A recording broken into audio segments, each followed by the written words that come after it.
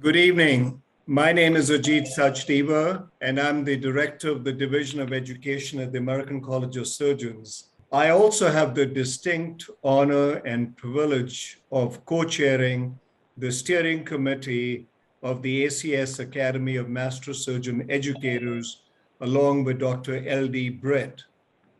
I would like to warmly welcome you to this fireside chat of the Academy. And I want to give you a little bit of background about how this got started. About a year and a half ago, at the beginning of the COVID-19 pandemic, we decided to create a special committee to look at specific challenges in surgical training during the pandemic. So we appointed a special committee, which spun off 3 subcommittees. And one of those subcommittees was the subcommittee on novel teaching methodologies and novel teaching strategies. That subcommittee was chaired by Dr. Mo Shabahang, and that subcommittee got a lot of the activities that are offered virtually at the present time off the ground. That subcommittee is still going very strong. It's still being very creative and is making a huge dent in surgical education, not only nationally, but worldwide. And Dr. Shabahang still chairs that subcommittee with great distinction and has done a wonderful job in organizing these virtual evening sessions. We have a virtual grand rounds, and we have a virtual Fireside Chat Series. The latter is aimed at having some of the best among us come and speak with us and to us, and for us to get a chance informally to interact with these luminaries so we can learn from them, and they serve as role models for all of us. So with that, I want to say a word about Dr. Shabahang, a word about Dr. Numann, speaker for the evening, and then turn it back to Dr. Shabahang. Dr. Shabahang is a renowned surgical educator in his own right, and he was the chair of surgery at Geisinger, recently assumed the chairmanship of the surgery service line at WellSpan Health in central Pennsylvania. And he has done a phenomenal job with the subcommittee and with education as a whole.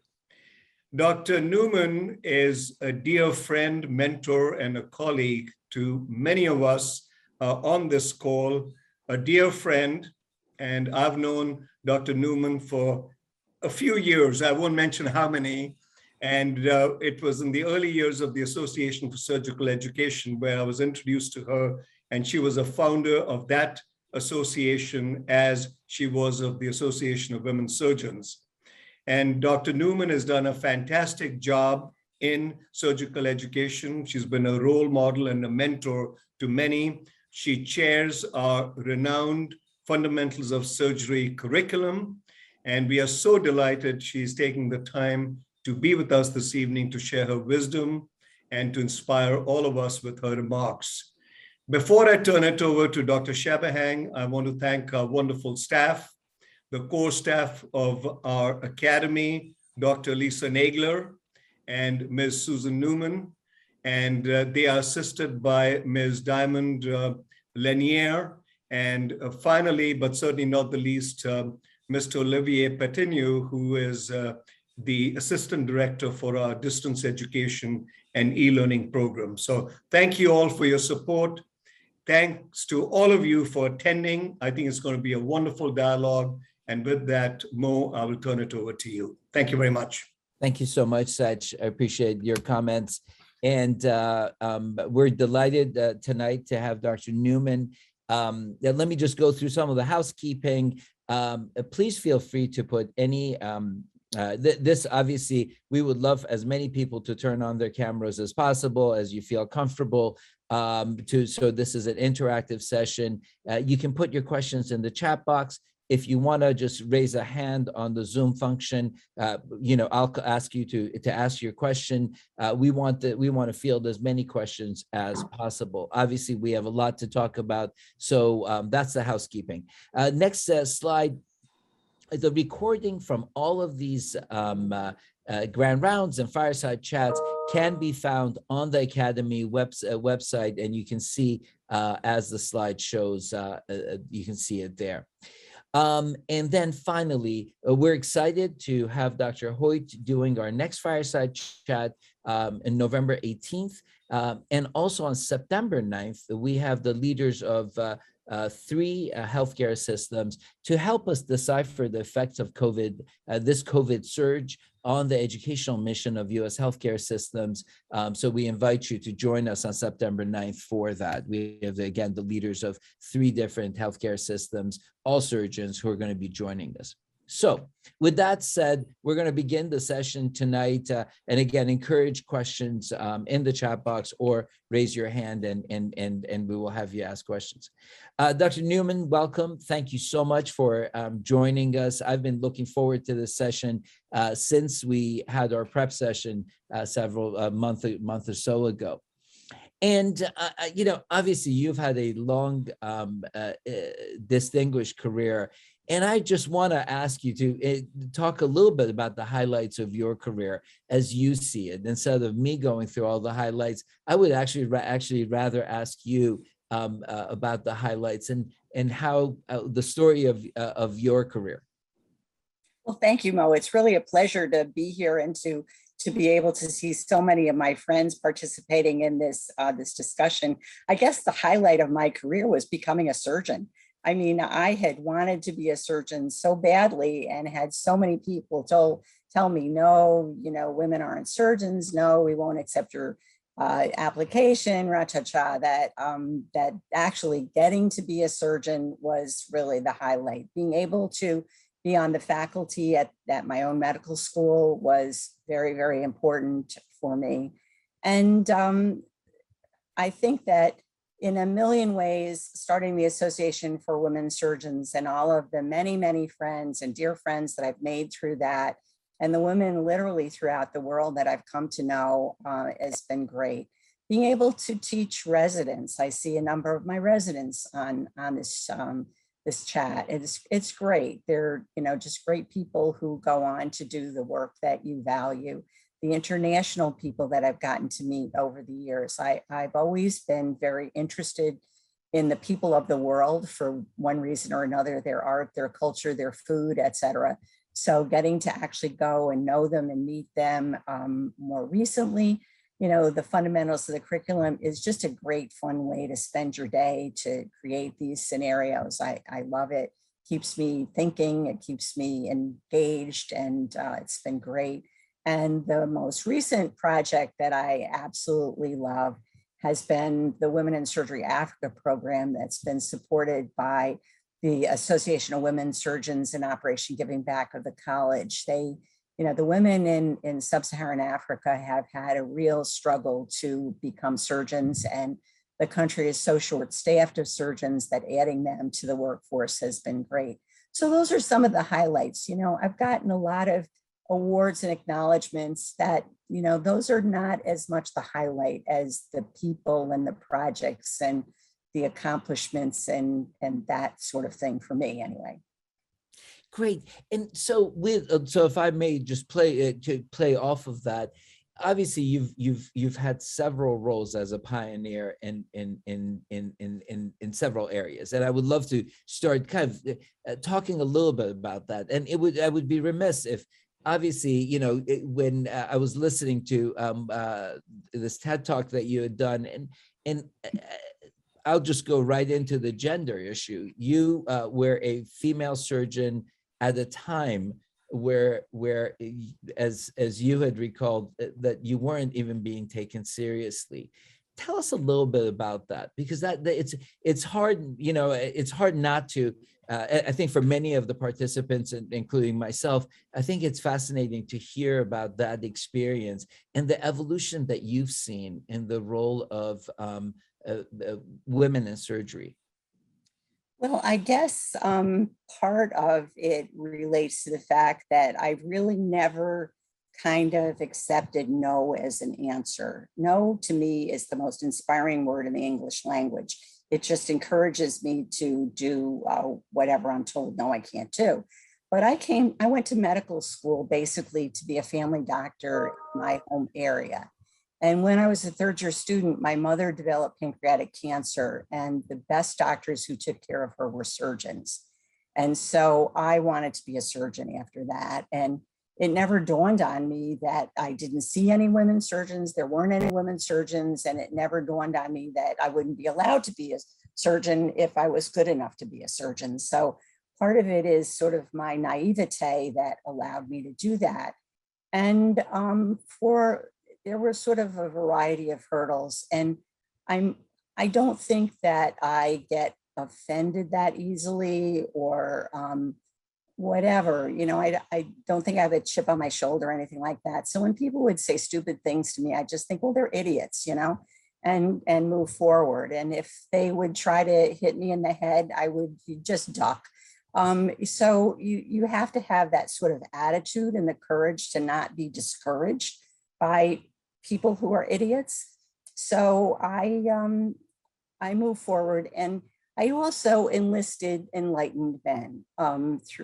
If it weren't for enlightened men, I would not be a surgeon. But there were always men who were willing to support you, who didn't see gender as an issue and just looked at you for the talent that you had or the willingness to work. So I think your attitude has a lot to do with it. If you have a bad attitude, you might just well go home. It's not going to work out. But if you have a good attitude, you can sort of pick away at it and slowly but steadily move forward. I found it very helpful to be useful. If you're useful, it's hard for people to discard you. So I thought those things were important. I really had never known a woman surgeon until fairly long after I finished training. And Olga Jonassen was the first woman surgeon I met. And quite honestly, she pretty much dismissed me. So I lived through that. And then the dean asked me to be associate dean. And that was sort of interesting since that had never been on my career trajectory. But he was an ENT surgeon who I really liked a lot. And I liked education and I liked a variety of things. There were no other associate deans, so we worked closely together. So I agreed to that. And then a meeting came up that was sponsored by the AAMC and the American Medical Women's Association called Leadership in Women's Leadership Program in Academic Medicine. And I wanted to go, and you had to apply, and they rejected me. Well, as I said, I don't do well with no. So I asked them why they rejected me. And they said, well, they didn't think as a surgeon I would ever be a leader. So I was not worth their investment. And I said, well, can I come if I pay my way? They said, sure. So I told the dean he was paying my way. He laughed and he says, okay, Patty. And I went. And there I found that all women were treated poorly. It wasn't just women surgeons. And it was a very good conference. It was run by Marlise Whitty at the University of Arizona. And at the end of it, I committed to doing something for women locally and women nationally in my area. So that's how I ended up having the first AWS breakfast, because I didn't know any women. So how could I help them if I didn't even know any? And just as with enlightened men, you find like-minded people, and they really are interested in doing something, and they help you. And you need the support of others. So that was important. So I guess I learned that. I also, early in my academic career, I became more and more infuriated at the bad things that were done to me. Getting paid significantly less. I didn't have a room to sleep in. I mean, there were a million just annoying things that didn't have to be. And I was determined that when I was in a position to change that, I would. And so that was a lot of it. But there was just a lot. If I perseverated on all of the bad things that were ever done to me, you know, I would be sitting in the corner crying. Doesn't help you to do that. It really helps you to just move forward. I want to ask you this question that just came to my mind. Do you feel that in a world where the bar was so low in the way female surgeons were treated, was it easier not to perseverate than in a world where our expectations are higher in today's world, where we still see the subtle discriminations, or maybe not so subtle discriminations, but our expectation is that it's a better world than, let's say, 1970 something. Do you feel that plays a role? That it was easier to tolerate it then? I don't know, but I'm just, it's just. Yes, I think you're right, Mo. When in 1970, when I finished my residency and I was a resident from 65 to 70, I don't think there was a choice. You had to tolerate it. You had to put up with it, because you could be thrown out of a surgical residency because they didn't like your socks. I mean, it was that simple. And it was impossible to really go up against the system. But now it's really totally unacceptable that there is this bias and gender bias and discrimination and poor treating of people because of their gender, their nationality, their color, anything. I mean, it's just totally inappropriate. So I think, yes, it's time to speak up and to speak out and to become intolerant of abuse and bad behavior and discrimination. It's time. Can I ask you about the Association of Women Surgeons? And you mentioned that as one of the highlights and as being one of the pioneers in that. What did it mean to you? And where do you see the direction of a society like the association of, or an association like AWS? Where do you see the direction of that going in the future? I think that these focused organizations are critically important to identify the critical issues and to have enough people to bring them forward to make a difference. It's very hard for one or two people to make a difference, but when you get a critical mass of like-minded people, you can then make a difference. AWS, its strength, I think, was that each of the women who became president added some real value to the organization because of their ideas and their interests and the people who they knew, et cetera, so that we were able to move forward. And we had and still have very specific goals and objectives on a timeline as far as getting women into leadership positions, as far as equalizing pay, as far as eliminating bullying, all of these things. And there are a critical number of women. And even the women in leadership in American surgery who are not active members of AWS have always been supportive. All of the presidents of the college have been supportive. Most of the regents have been president of AWS at one point or another. And that's critically important. And people, and those projects are important. You know, the Women in Surgery Africa program, I was invited to go be their first keynote speaker, but it was really Hilary Sanfey who got that moving and got the scholarship program moving and has inspired many others, including the college, to participate.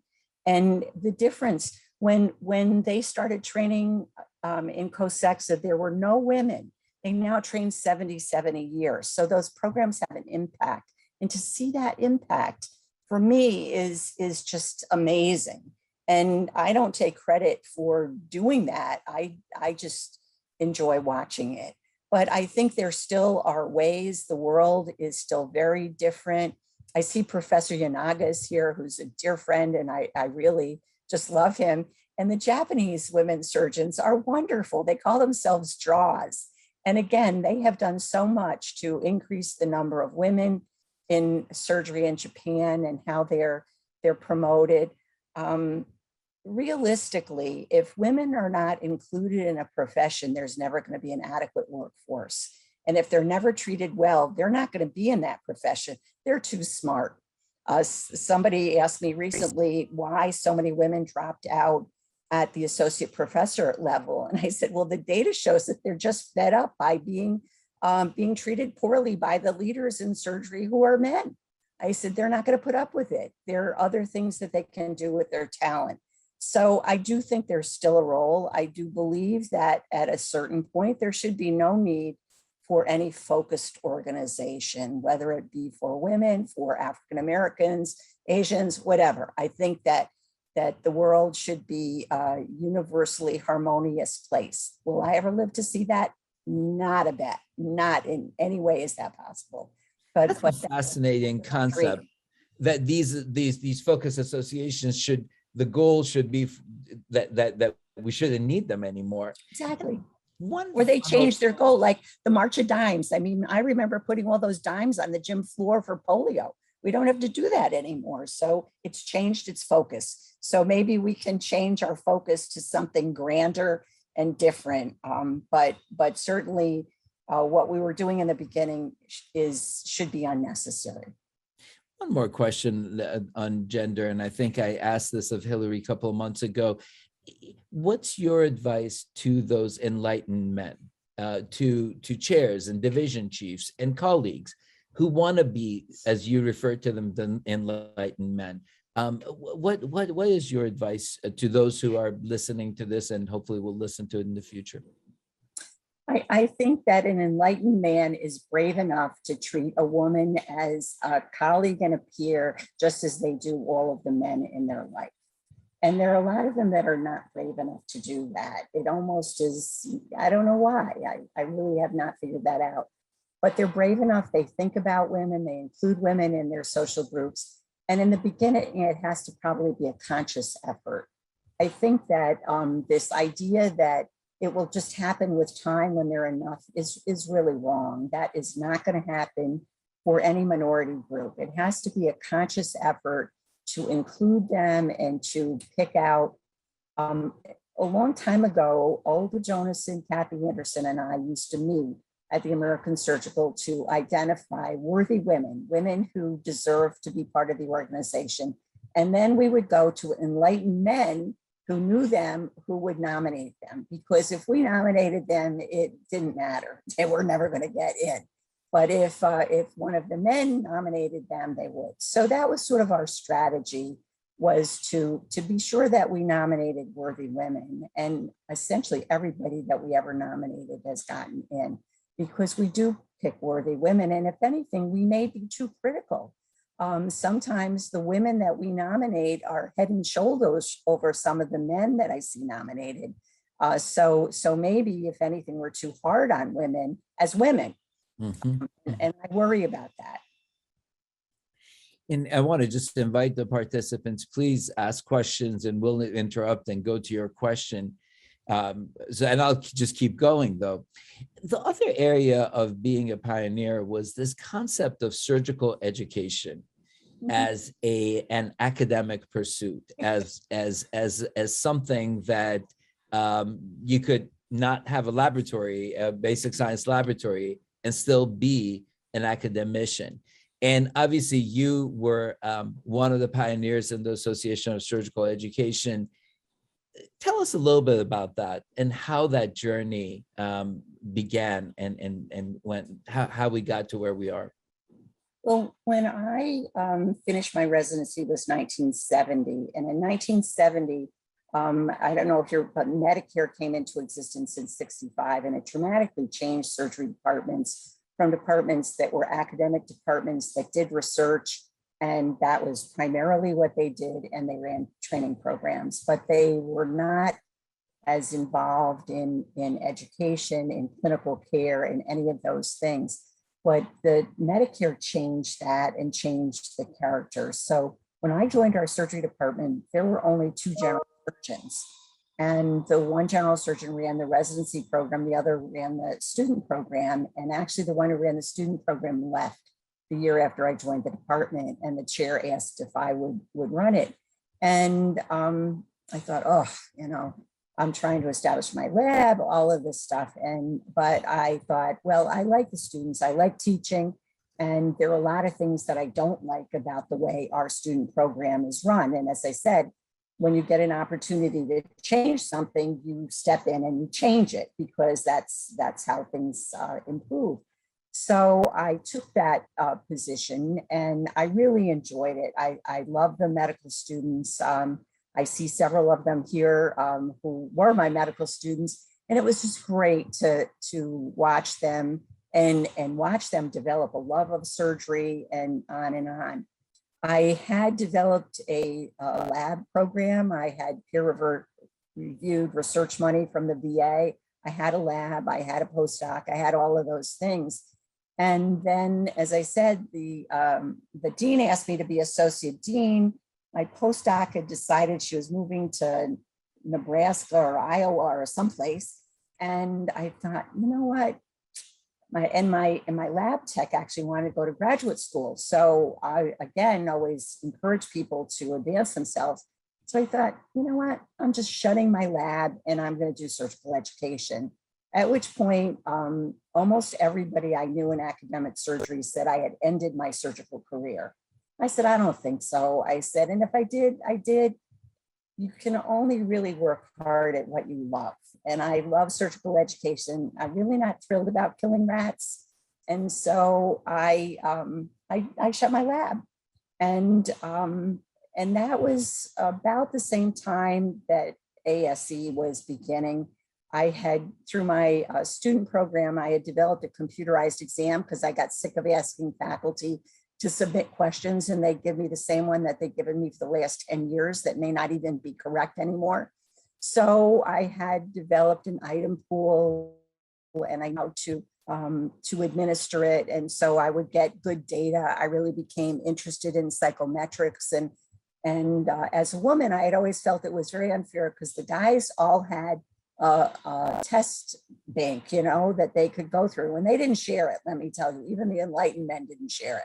So it wasn't really very fair. And this made it much fairer and I could know that the exam was fair. So it got me inspired to do that. And it was just like AWS. One of the things that I love coming to the ASE meetings is I really like the people. That wasn't necessarily true when I went to the scientific meetings and people were trying to cut off your legs or your arms or some other part of your body and be mean to you. With the AWS and the ASE meetings, people really wanted to help you and wanted to be collegial. And like Sach and, you know, a lot of people, these people at ASE have been my lifelong friends. And certainly the AWS women are my lifelong friends. So, and I want them to be. It's not that I do it just, you know, because I should. I really like them. We share the same values, we share the same interests. And so it inspires me to do more, just like the fundamentals. I mean, who in their right mind starts a project when they're retiring and even got a patent. I got a patent when I was 72 for the ASE scoring system. So it's interesting how again, as I said, you can only work hard doing what you love. And I love that's part of my life and my work, just as I love surgery. But I also realized as a technical surgeon, you really have a limited career trajectory. At a certain point, you really are not as good as you should be. You're not necessarily that enthusiastic about doing things differently. You have a little bit different stamina. And I had been medical director of our university hospital for many years. And I watched some people who I thought were giants in surgery and technically superb really kind of lose it. I didn't want to be that. I didn't want people to say, thank God she's gone, you know, or have the residents want to help me so that I didn't get into trouble. You know, I wanted them to come and help me so that they would learn, but not so that they had to help me to keep out of trouble. So all of those things I think have motivated me in these groups, but it's mainly you do what you love. Absolutely. I'm going to ask Dr. Sanfi if you would unmute and ask, I know you had a question. Thank you, Mo. Hi, Pat. And Pat, thank you very much for everything that you have done for me personally and for women in surgery. And, you know, so much has been accomplished by you, by your leadership. So the question I had was, what is the one next important change that you would like to see for women surgeons in your lifetime? Oh boy, Hillary, I don't know that I know an answer to that. I'm sorry, I thought it was an easy one. No, I guess that the thing that bothers me the most is that women are still having trouble becoming surgeons in many, many countries. Women are still bullied and harassed and treated inappropriately in many countries, including our own. And I would like to see an end to that. I think the days of bullying in surgery for men or for women should be over. It should be over, totally flat out ended. And I would like to see that happen in my lifetime. And I think that should be achievable in my lifetime. I think there's been enough of it. I think there are enough women in power that they can help end it. And I would like to see that happen. I would like to see it not be something unique when a woman becomes chair or a woman becomes president. I think it should be just another really qualified person has gotten this honor. So I guess those are the things that I would like to see most happen that I think are feasible in the near future. You know, I love the Women in Surgery Africa program. I think that's helped. I really love the JAWS women. I think that's helped. You know, there are women's organizations now in so many countries that have been either started directly or indirectly because of AWS. And I think that will help the world. And I think women tend to be more collegial, and hopefully, you know, the ideal goal is for it to facilitate world peace. You know, that's, but I think it can. Great. Once again, please just you can message me, and we would love to have more questions. I saw some thumbs up as you said bullying should be go away by Dr. Spinable. So that was and Catherine, if you have any questions, I wasn't sure. I think that was just a thumbs up, but I want to go on to your chapter as your time as president of the American College of Surgeons. I think either you mentioned that to me or I heard that you've attended every college clinical congress since 1969, which is remarkable. That's and what did that mean for you? What has the college meant for you, and especially the presidency? I know you traveled a fair amount, and what did that mean for you? Well, I started going to the American College of Surgeons when I was a chief resident. It was one of the perks of, you know, chief residency is you could go to the clinical congress. And that was in 1969. It was in San Francisco. I didn't get a room early, so I stayed way out underneath the Golden Gate Bridge in this motel that was sort of a little bit on the sleazier side. But I came to everything and I just loved it. I mean, it's the greatest show on earth. I mean, you can learn so much. I mean, the exhibits are wonderful. There are all of these social events where you see your friends and you meet people. And so I really enjoyed it. My chairman and the chairman who had been chair when I was a medical student were very active in the college, and they supported us going to the college and us joining the college. And I have always believed that if you join something, you participate. It's not something just to put as a line on your CV. So I started going. Quite honestly, it was like I had a contagious disease in the beginning. Nobody would ever sit next to me. It was really not good. And there were not necessarily a lot of people from my program that were there, whereas there were other big programs that everybody was, you know, buddy and whatever. And there were no women other than the nurses and the spouses. So even in the exhibits, I was, you know, oh, honey, you know, we only give that to doctors and this and that. So it was a little bit of a battle to get engaged, but I always liked it. And so with anything else, I think you put the things that are most important to you on your schedule first, and you make sure that you can do them. And that was always one of the first. I call them command performances. You know, you do the things you want to do. And I was it was only a few years after that I was invited to join the CSAP committee. I think it was CSAP 2. So I was on the CSAP committee for an eternity, I think 25 years or 30 years, I don't even remember how long. And I started participating in other groups. And then I intentionally had AWS meet at the college meeting, because I wanted women to be included, not separated from the mainstream of surgery. So all of those things made me become more and more interested in the college. When AWS was formed, one of its first goals was to get a woman regent. There hadn't been a woman regent. And, you know, at that point, I knew I wouldn't be that person because of the way you became a regent, et cetera. But that was okay. You know, it was more important that women be represented than it be me. And I was shocked when I ended up being vice president. I, you know, couldn't imagine that that ever happened. And I got to go to the executive committee meetings and the regents meetings, et cetera. And I knew it. Again, it was AWS that supported me in that. AWS has a very organized system of nominating people for positions. And I think it's critically important to nominate people for positions and for organizations. That's how you advance whatever cause it is you want to advance. And so they nominated me. I was first vice president of the college. As you may remember, there was a great kerfuffle, and the person who was president wrote an editorial that was offensive to many people. And in the long run, he resigned. And it's not clear in the bylaws of the college that if it's a vice president elect, you would automatically become president. But the Board of Regents decided that they would offer me that position. And I accepted it gladly. I mean, who wouldn't? It's like, you know, they offer you $1 million and you complain it's in $100 bills. Wrong. You say yes. And so I said yes. And it's again like somebody who runs as an independent.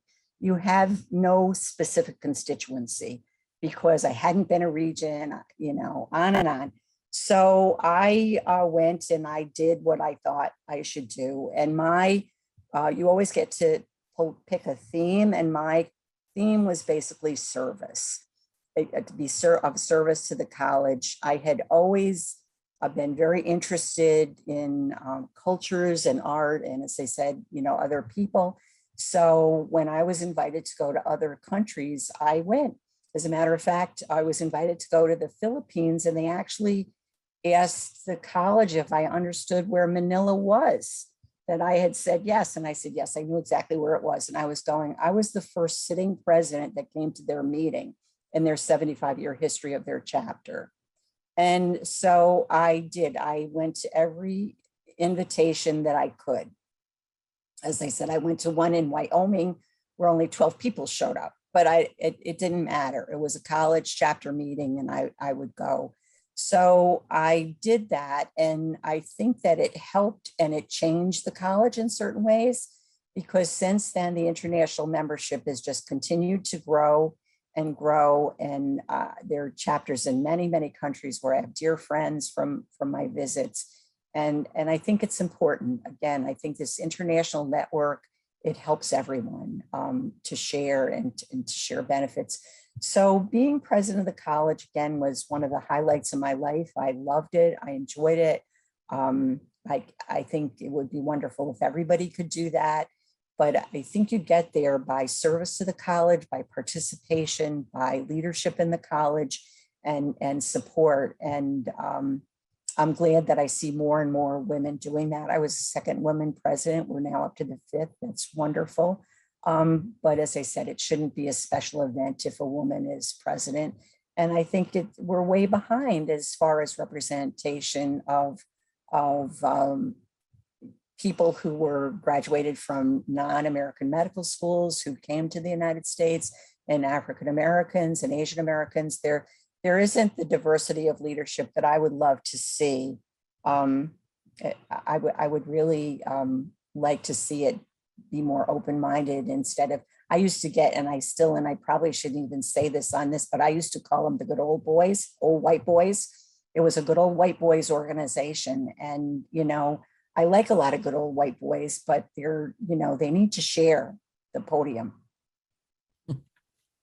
Great, thank you. And I know Brittany Borto, I don't know if you want to unmute and ask your question, and I'm happy to do it also.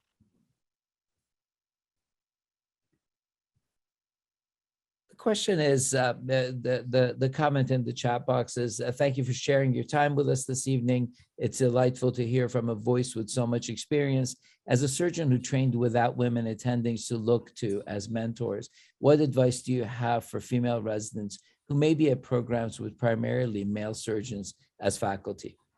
Join AWS. I think that, I think that's one thing that you can do. You can join the college, you can join AWS, and you will find colleagues. And AWS has a great mentoring program that they do. The college has a great mentoring program, and it gives you a whole group of people who have been through similar experiences. Early in AWS, we actually, Joyce Major wrote the Pocket Mentor, which is now shared with anybody and everybody who wants it, to help women, guide women through their residency who didn't have women in their program. Because at that point, there were very few women on faculty positions. The other thing is that even as a single woman in a program, I think you can put pressure on the leadership of your school and your program to recruit women to their faculty and to the surgery department. There are enough women now that there should be no surgical program without women on the faculty and women in the program. It's just, I mean, we're up to about 50% of incoming residents are women, and there are plenty associate professors and assistant professors who are willing to take good jobs. So it's time, but it has to be proactive. I believe in data. Part of my recruitment in the very beginning was to provide data to the colleges to how biased they were. So there would be a group of women who would sit there and we'd go through that damn program and look for how many women were on the podium, how many women were officers, how many women were governors, and we would politely send the data back. As a matter of fact, I even made the college's history book as the first person who brought up the issue of the lack of women in the college to the college. And it was just something that you point out the data, and at a certain point, it becomes embarrassing to institutions and to whatever to be so biased. And now there are even laws protecting that. I mean, Title IX was a dramatic improvement for women in surgery, because if you accept federal funding, you can't be biased. And if you provide the data that they are biased, it could give them a lot of trouble. So I think you gather data and you bring it to the leadership. I always did it politely. I didn't, the only time I did anything outrageous was when the dean refused to give my women who were patient models for the pelvic exam increase their pay. I held a bake sale outside of his office. But other than that, I was usually not that in your face. I was usually pretty polite, but you just politely kind of keep bringing up the data. Ask you and piggyback off that question. You obviously have been a mentor to many, and you've had good mentors. Your views on mentorship, because that question really goes to the heart of mentorship. What are your thoughts and advice for future mentors? I guess I never viewed it as mentorship or mentoring or any of that. I just viewed it as helping people who wanted help or wanted advice. And so there's some people that come and I see them maybe once in their lifetime or whatever. But if they ask me a question and they ask me for help, if I can help them or give them advice, I do. And I think we should all do that. I think that's the role of a teacher. You shouldn't be sitting there, doing your own thing and reading your articles, but not engaging with the students and the residents. And you also shouldn't be all bent out of shape if they don't take your advice. But I think it's just engaging with them and finding out what they want, what they need, and seeing if you can help them. That to me is mentorship. I think that as a student or a resident, if you want somebody to really help you, you have to go out of your way to prove to them that you do want their help. Probably my best success is Mary Fallett, who is the chair of pediatric surgery, or just stepped down as chair of pediatric surgery in Louisville. And Mary came to me, first year student, and she just kept coming back. I mean, until I really liked her and wanted to be helpful to her. And we've been lifelong friends. So it's, that's how you develop a relationship. I mean, I see Brad Mitchell. Brad's been my friend and my resident student. I see him still regularly. There are a lot of people you just, and it's more because they come back than you go look for them. I have to say, at least in my situation, I don't really go out looking for many people to help, but I'm willing to help if they come. Great. Catherine, I see you were you were posing a question. If you're available, I'm gonna let you unmute.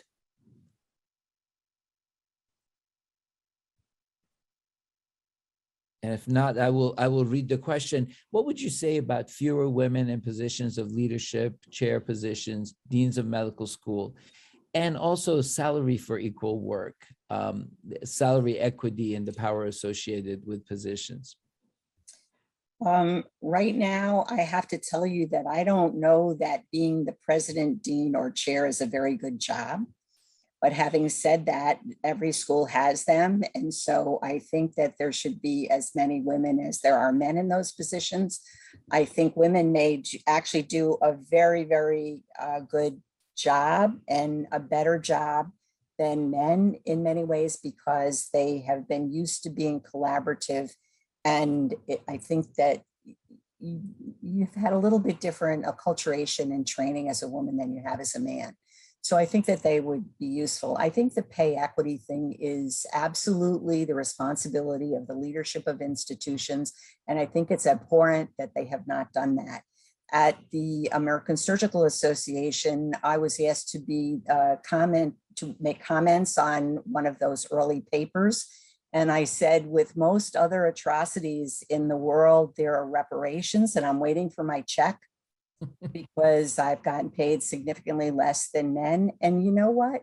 Actually, a couple of the deans got pretty nervous about that, because I think that there is enough data to show that it is inappropriate, and it continues to go on, that maybe at some point there will be a legal action that will be taken by a group of women who have been treated poorly. I mean, no, I'm 80 years old, and thank goodness that I don't have a family, I don't have children, I don't have to worry about a lot of those things.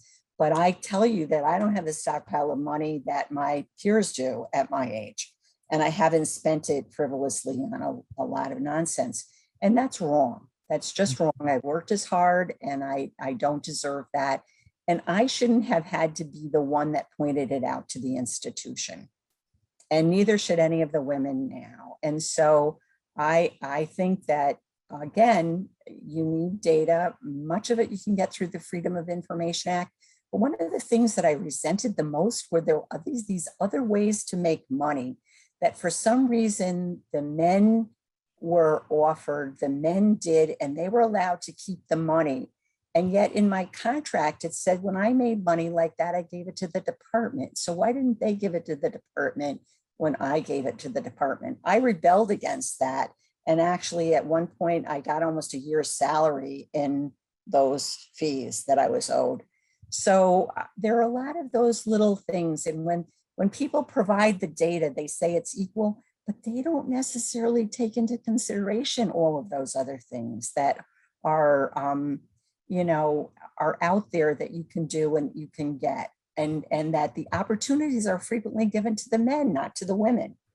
So there's a long way to go in gaining salary equity. I think that the committees, I was interviewed for chair by my own department. I was treated abysmally. I mean, it was one of the reasons I retired early. I thought, I don't want to be part of this anymore. And Olga was interviewed by our institution, and she was treated abysmally when she was interviewed for a position. And I was on a number of those committees, and I saw how differently the women were treated than the men. That is just unacceptable. And it's the leadership's responsibility, but unfortunately, the leaders are some of the people who perpetuate it.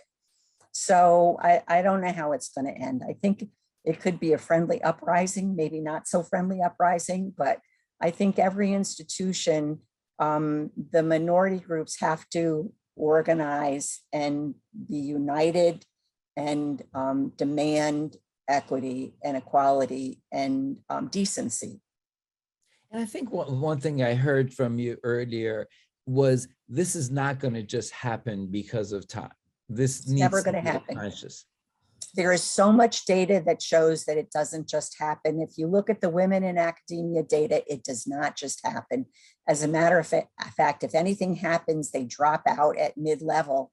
And again, some studies that have looked at it, they do it because they get so discouraged that it isn't a fair playing field, that they're not treated equitably, and that, you know, they don't want to struggle that much anymore. There are other opportunities as a doctor, and as particularly as a surgeon, man, you can, the world's yours. I mean, why should you put up with this nonsense if you don't have to? So much of what you've said has been about being in the arena and having the courage and so on.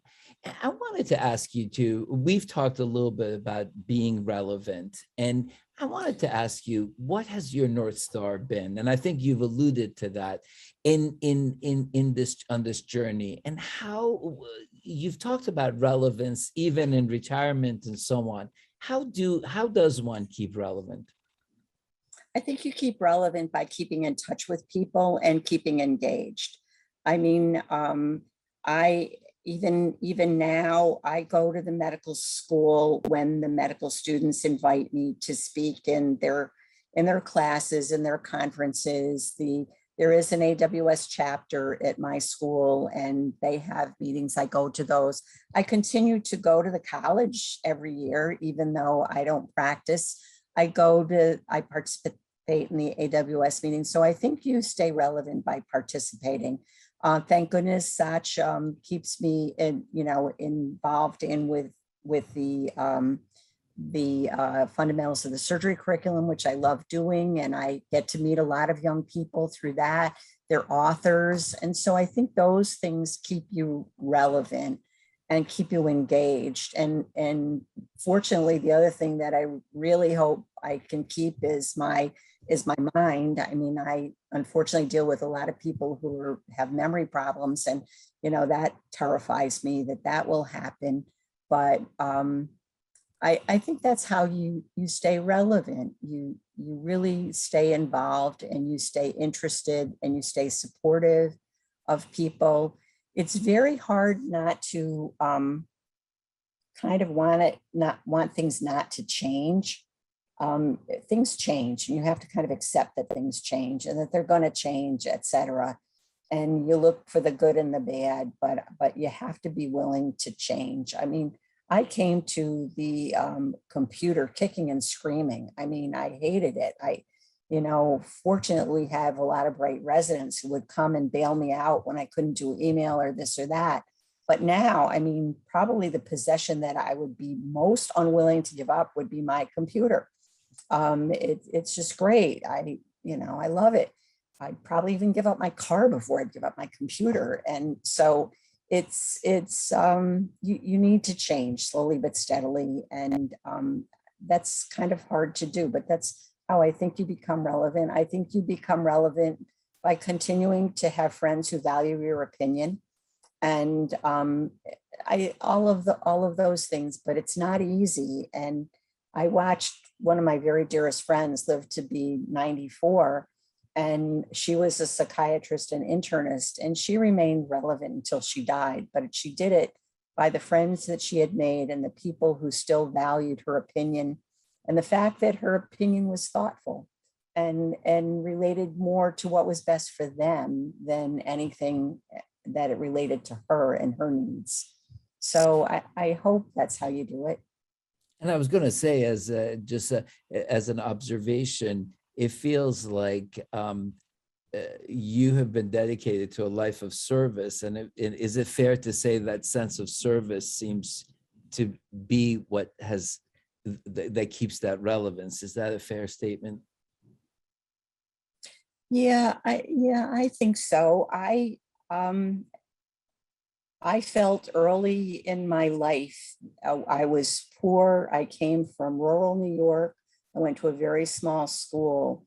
And I found that if you were useful to people, they knew who you were, they paid attention to you.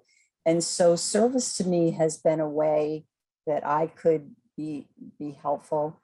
I'm not brilliant. I mean, there's no way that I'm going to get a Nobel Prize for anything at all, or make a great discovery. That's part of the reason I shut my research lab. I thought I was wasting money. I didn't think that anything that I did was going to change the world.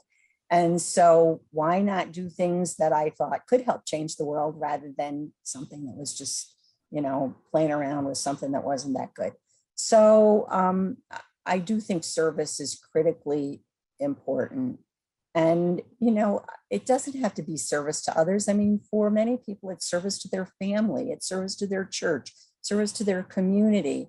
And so those are the things that become important to them as they age, and maybe creates their relevance. So it's not necessarily just to surgery. It's just something that's meaningful to you. To me, it's surgery. I love surgery. Surgery is my life. I couldn't have chosen a better thing to do ever. Excellent. I see in the chat box there are a lot of participants thanking you for sharing your experiences, and particularly I just wanted to say Dr. Yanaga said, I'm happy to inform you that your projects in Japan are active and proliferating steadily. Great. Thank you. Thank you so much. And it's so nice to see you. And I hope your daughter and grandchild are doing well as well. Great. Pat, thank you so much for tonight. Thank you for sharing your experiences with us. And with that, Dr. Sachdeva, I'm going to hand it back to you. Thank you very much, Dr. Shabahang. This has been absolutely inspirational. And we've heard from a pioneer, a role model, a mentor, and an exemplar of courage and grit. That's what gets us from one point to the next. And you really have been a role model for all of us, Pat, and thank you for your wonderful contributions to not only surgery and surgical education, but to our professional work individually and to everything we do for others. I also want to point out that we are especially privileged to have Dr. Numann as a founding member of our academy. And this is the kind of role model we all look up to for further inspiration to get us to even higher levels of achievement. So with that, thank you again for your candid and heartfelt comments, Dr. Numann, and please join me in giving Dr. Numann a nice round of applause. You can unmute yourselves. Thanks. And thank you, Dr. Shabahang, for leading this discussion so very well. You're a real pro. We oftentimes tell you that you missed your calling. You should be on national television. But nonetheless, we are fortunate to have you in this role. Thank you. And thank you all for attending this evening. It's been great having you with us, and have a very pleasant evening and all the very best. Thank you. Thank you all. Thanks. Thank you so much for having me. It's been a pleasure. Thank you, Pat. Really appreciate it.